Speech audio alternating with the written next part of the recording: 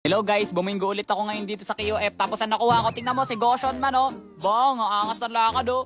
Woohoo! Boom! Rasengan! Whatsa? Whatsa? Ayun, in-uppercut, sabay sinipa. Boom! Sabay shades.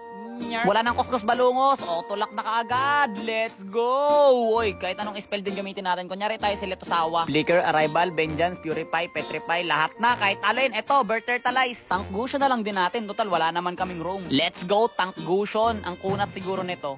Kasi feeling ko kahit gaano to kakuna, tatablan pa rin to ng selos.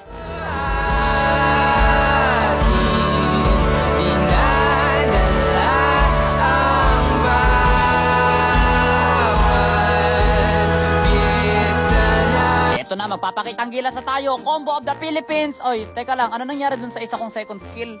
Tama ba? Nawala yung animation?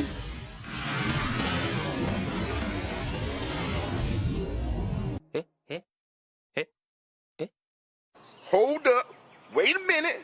Something ain't right. Kaya yan, pumunta tuloy ako ng custom para i-try kung talaga bang nawawala yung animation. At nawawala pala talaga yung animation kapag binibilisan mo yung combo. At dahil dyan, alam na natin na ito ay isang fact at hindi isang bot. Pero tingnan mo gang, ang kunat na ito, diba? Pagka-combo ko ng ganyan, kinumbuhan ko yung hangin, tas alis ako na parang nothing happen, sumugod bigla yung mga kalaban. Pero syempre, pinagsasalo ko lahat ng bala niya, pero hindi ako mamamatay kasi may recall ako. Ito pa malupit, ito isang display, oh bang, grabe, nasa kalagitnaan ako ng Clash mga kaibigan, pero grabe yung kakunatan ko, sobrang tigas ko talaga.